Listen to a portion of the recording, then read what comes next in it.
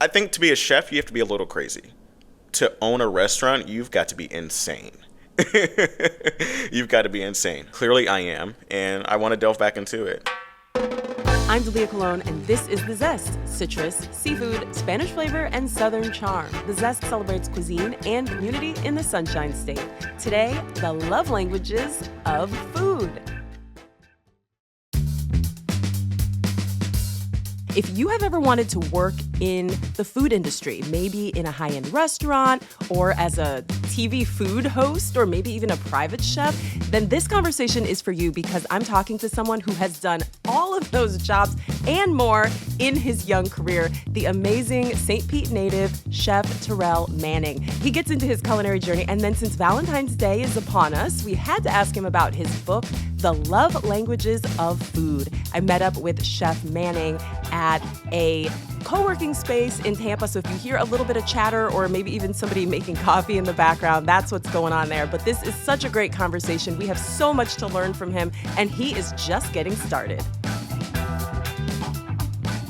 I grew up in St. Petersburg, Florida. Majority of my family is from Chicago, so I got some Chi-Town roots in me, but born and raised down here in St. Pete. Oh, I love that. How did you get into cooking? I remember being 7 years old. Thanksgiving, we were at my uncle's house, and all of the men in the family were in the kitchen cooking. And somehow I got stuck out in the family room with the ladies while they're discussing who has the biggest church hats and all the other conversations that I don't really care to be a part of. I was like, man, I want to be in the kitchen with the guys. So I remember thinking to myself, my grandmother is the one who taught all the guys in the family how to cook. I'm like, she could teach me how to cook. So she taught me how to make scrambled eggs on this like little 4-inch cast iron skillet. And that was the first thing I learned how to make. And then from there, it went on to be French toast and then pancakes. And then we started getting into all the fancy stuff. Then we started making pasta carbonara. Whoa. And I remember thinking to myself, I'm like, all of these dishes has one common ingredient, eggs. And I'm like, okay, so you can take one ingredient and make 5 things, or you can take one ingredient and make 5 million things.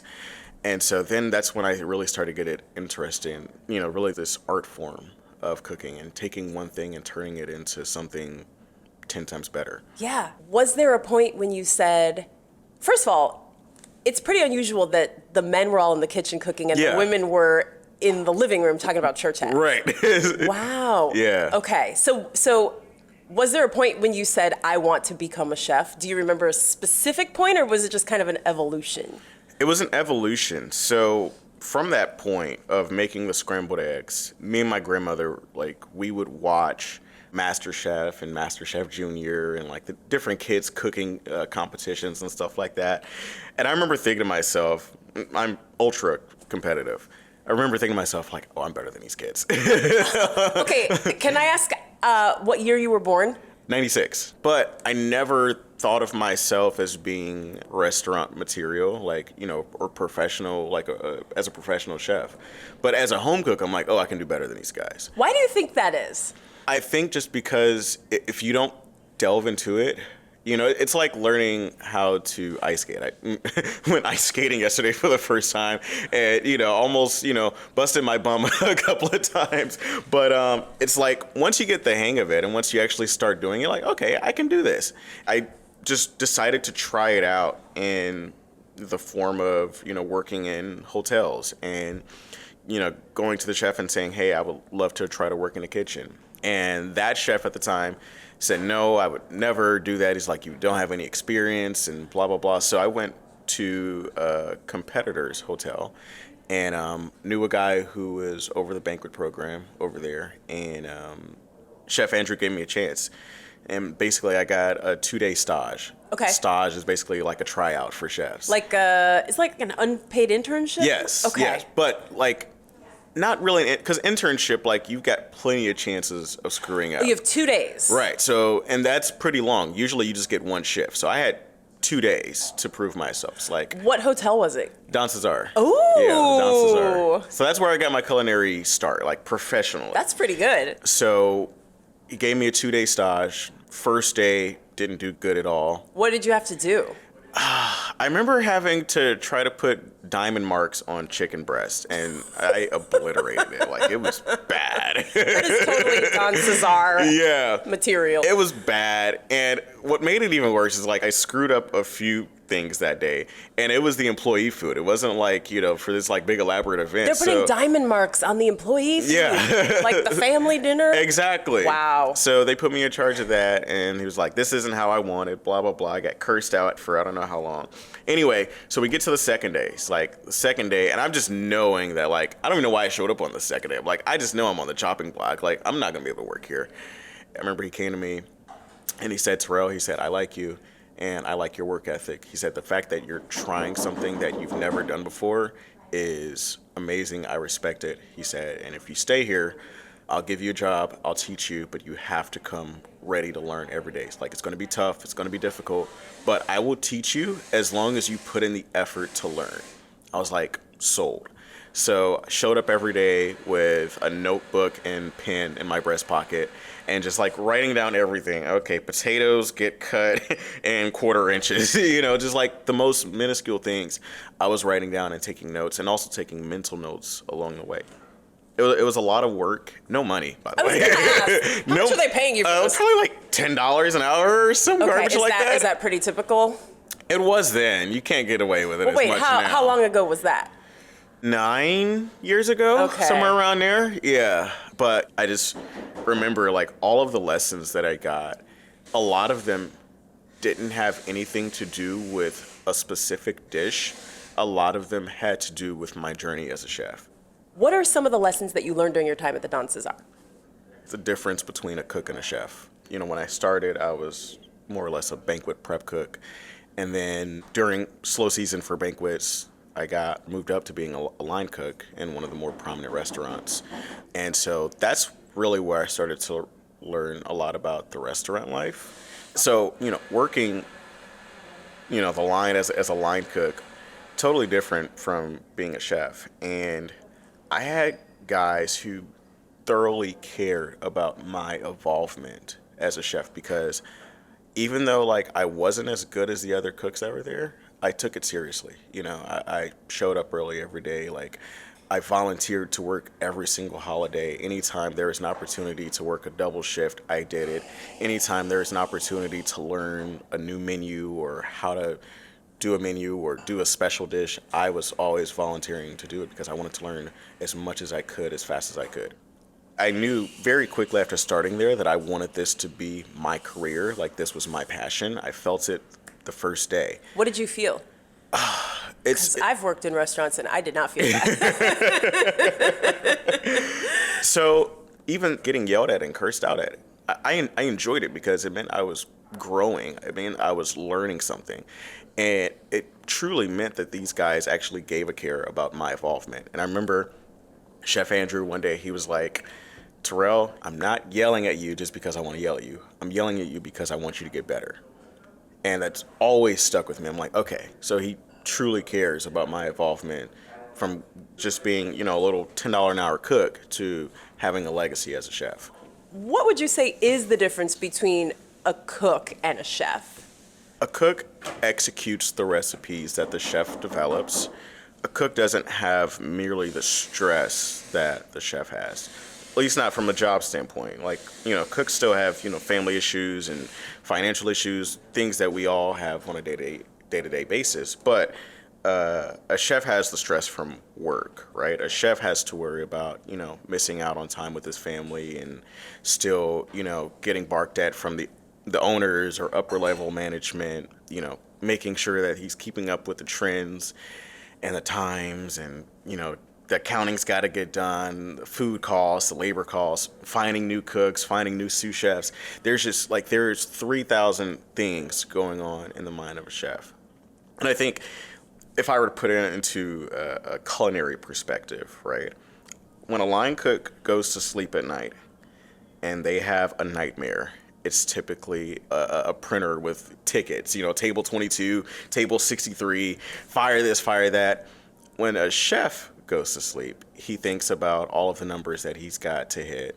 He thinks about a dish that he's got to develop, something that he forgot to do, posting on LinkedIn, That's what a chef thinks about in a restaurant.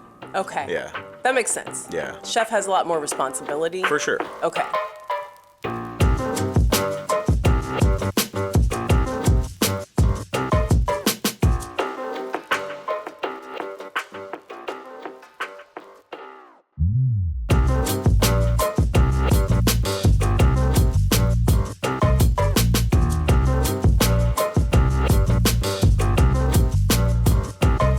Would you ever want to have your own restaurant? I've had one before. What? Yeah, I want to do it again. It's something that I want to be mentally prepared for. Owning a restaurant is so much. So You've already owned a... How old are you? Are you 29? 27. 27? 27. And you've already owned a restaurant. I was part owner of a restaurant. What kind of restaurant? It was a barbecue restaurant. What? Yeah. In St. Pete? In St. Pete. Wow. Yeah. What was it called? Better Way Barbecue. Better Way. Better Way Okay, so Barbecue. what's a lesson you took away from that? If you had another chance to own a restaurant, you would do things differently. A part of what I learned from the ownership standpoint was just teaching myself how to not be in a restaurant every second of my day.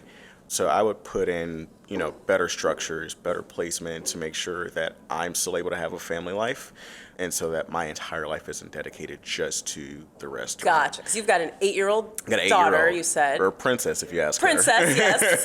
Diva. her. Exactly, precisely. Her Majesty. So dramatic. Oh, totally. I understand. Yeah. So it could be all consuming, is what you're saying. Oh, so consuming. Yeah. So imagine all the stress that I just mentioned as a chef, but then elevate that to a general manager standpoint, to a lead bartender standpoint. Like every lead position in your restaurant, you oversee all of those positions and you assume all of the financial responsibility for all those positions as well. Okay, I'm stressed. Yes, Hearing about yeah, it. exactly. So I think to be a chef, you have to be a little crazy. To own a restaurant, you've got to be insane. You've got to be insane. Clearly I am, and I want to delve back into it. I've been thinking about different opportunities that I would want to put myself in a position to own a restaurant and what type of concept I would do. I don't have a concept down. I have worked so hard over my career to make myself a diverse chef. My father died in 2016, and one of the last conversation we had was him telling me that I needed to make myself diverse, not just as a chef, but as a person. It's like, be able to put yourself, in rooms to where you can have discussions with any and everybody. And I really took that to heart, obviously as a person, but more importantly, I think as a chef, because that's my career, that's my passion. And so, I've learned from Indian chefs. I've learned, how to make sushi from, one of the best sushi chefs, I think, probably in the Tampa Bay area. I've learned, African cuisine. So many different cuisines that I've educated myself on, and I've ventured out to teach myself, that I've always said, like, when I open up my next restaurant, it won't be because I have this one particular concept in mind. It'll be based off of what the community needs. So I like that. When I find the perfect location, I will build it around what is missing from that area. So if there's no Indian food in that area, it'll be an Indian restaurant. Bring some Indian food to Riverview, please. Yeah. I think there's a spot at the gas station. I would like a few other options. Yeah. The gas station Indian food is so good, I know, though. though. It's so fire. good. It's fire. But yeah, so that's what I would do with the next concept. Very cool. Okay, thank you for that. Okay, you're wearing a shirt that says Pro X Foods. Yes. What is Pro X Foods? So Pro X Foods is my new meal prep business. It's designed for, the active human being, people who, want to get in shape or are already in shape, but also eat healthy while doing it. I started taking my health journey pretty seriously over the last year, and, wanted to bulk up a little bit. I got tired of being a skinny kid, so decided I wanted to eat more food, but I also wanted to do it in a relatively clean way, in a relatively healthy way. So, I don't take a whole bunch of supplements or anything like that, but what I put into my body is very important. So I wanted to be able to share that, with other people who are, bodybuilders or just, want to be healthy, people who run in marathons, stuff like that. So it's like, let's start up a meal prep company. Wow. Okay, so how does that work? They order it and then you deliver it, or they come and pick it up? So they order it and then we'll deliver it to them. And it's like we're right at the inception point, so we don't officially launch until February. But we're, having the website created, we're designing boxes and, outfitting new, what do I want to say, containers for the food. So it's a very fun and exciting project for me. The more that I'm getting into the fitness community, the more that I'm starting to take an appreciation on, for this company and get even more passionate about it. Okay, I could talk to you all day. I do want to ask you about America's Best Restaurants. So I worked for America's Best Restaurants for about a year. I was a host on that show, so I got to travel the country and interview, small restaurant owners, people who are just like me. And, all of these insane people I got a chance to interview, talk to, taste some amazing food. By far the favorite place that I spent the most time in was Texas. And I got to explore all of Texas, like every nook and cranny of Texas. I got the full experience. It was absolutely amazing. Wow. Okay, before we started recording, I asked you if you had ever been to Buc-ee's. Yes. You were like, oh, yeah.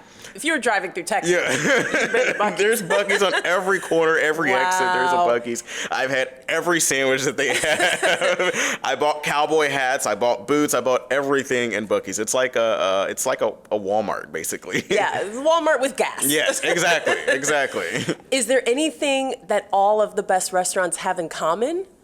So I would say the best restaurants, they all have a family camaraderie. The owners really treat their staff like family. And obviously a lot of them are family. A lot of them, work together and have their kids working with them and nieces, nephews, cousins, everybody. Those are the best restaurants because the food is always made with love. When you cook for your family, I'm sure you make it with love, right? So those restaurants always, I found were some of the best restaurants in America. Oh, that's awesome. All right, we got to talk about this book. You've got a copy here. Yeah. The Love Languages of Food. Yep. It says, The Love Languages of Food details how you can determine your characteristics as a foodie and how you can further pursue your journey with clarity. So who is this book for? So this book is for anybody that's a foodie. And much like the traditional love languages, we all have a love language that is most applicable to us. So mine might be words of affirmation, yours might be acts of kindness. When it comes to the love languages of food, mine is more creativity. All of these they all speak a different language to a completely different audience, on each chapter. It's so clever because we do know the 5 love languages, words of affirmation, acts of service, physical touch, etc. I'm not going to give it all away. You're going to have to buy the book. But the first one is family interactions, and the recipe that goes with that is grandma's pound cake. Mm-hmm. Amazing. Yeah. Like I said, creativity is probably my favorite. Creativity. Okay, that's chapter 2, and then the recipe that goes with that one is Ma's baked mac and cheese. Mm-hmm. So now, what are you doing to add creativity to mac and cheese? So me and my mom, we we have this discussion, a very passionate discussion we typically have about this. But like one of the things that I add into my recipe is hot sauce. Right? She doesn't have hot sauce in her mac and cheese. So we always have this little heated discussion about, that's not how I make it. That's not how I make it. I'm like, well, Mom, I just added a little bit of creativity to it. So that's one of the things. I love taking traditional dishes and adding my own flair to it. I love that. Yeah. Okay, I'm going to do one more, and then for the other 4, you got to buy the book. Chapter 4 is Respect, and it's Chef Manning's Orange Chicken. Mm-hmm. So where does respect come into that? So respect, for that chapter, and the reason why I chose Orange Chicken for that chapter is all dedicated to one of my former chefs. His name is Lan Mai. That was the sushi chef I was talking about. And I went to work at one of the restaurants that he was the executive chef at. And this man made me respect every ingredient that we used. I mean, I remember one day, he's going to laugh when he hears this. So he made me shave radishes. That was my dish. That was my objective for the day. I had to shave this case of radishes. I'm like, why'd I have to do this? And so shave the entire case of radishes at least 300 radishes I had to shave on this tiny little mandolin. It was horrible. And so finally finished shaving all these radishes. I leave for the day. I'm tired. I'm ready to go home. Go home, and then all of a sudden I get this group text message with all the other guys in the kitchen, and he takes a picture of the radishes and he says, "Who shaved these radishes?" He knows good and darn well who did it. He goes, "Who shaved this?" And so I'm like, "I did, chef." And so he responds, "You need to fix this when you come in." So I didn't even question. I'm like, I don't know what's wrong with him. I get in, he pulls out the radishes. He's like, "These are way too thick." I'm like, seriously? Mind you, he saw me shaving all the radishes the entire time I was here. Never thought to say anything, just acted as if nothing was wrong. I'm like, I could have corrected all of this. Very important lesson. So then, next day, he goes, "I need you to julienne all of these radishes just so that I can be able to use it." And julienne is just like a very fine slice on the knife. And I'm like, this whole thing? And it's a large pan of freaking radishes. And I'm like, the whole thing, chef? He's like, yes, the whole thing. He's like, you shouldn't have screwed it up. And so he made it very clear that we were to respect every ingredient, whether it was, a $3,000 fish or it was, a 6-cent radish. We have to respect every single ingredient and treat it with the highest quality and respect. Are the love languages, is it the person who's making the food or the person you're making the food for? So the dishes that are in each chapter all represent something that happened in that chapter that I learned from. So for instance, with the orange chicken, that was a recipe that I learned from Chef Lon's restaurant that kind of just stuck with me, I took with me and learned from him. Grandmother's pound cake. Learned that over the course of time of her just, teaching me different things. So each recipe is directly tied to that chapter and a person in that chapter. Okay. Yeah. This is very cool because it's almost like 3 books in one. It's Yeah. your personal story. Yeah. It's lessons for all of us with the love languages of food, and then it's a recipe. Yes. Very cool. Yeah, so for you sure. get 3 for 1 when you buy this book. Exactly. Amazing. Well, I could talk to you all day. Yes. You're going to have to write several more books. You got at least 2 more books Working in on you. it. Yeah. Working on it. Very cool. Yeah. Is there anything else you want to add? Cook with love and be happy. Cook with love and be happy. I love that. Okay, this has been so much fun. Thank you so much for all your time. Thank you. Appreciate it. Chef Terrell Manning is a private chef and about a million other things. He's from St. Petersburg, and we talked to him at Sorry Not Public co-working space in Tampa. I know your mouth is watering from all the stuff he was talking about, and he shared his recipe for double fried crispy chicken. Run, don't walk to our website, thezestpodcast.com for that recipe. I'm Dalia Colon. I produce The Zest with Andrew Lucas and Alexandria Ebron. The Zest is a production of WUSF, copyright 2025, part of the NPR network.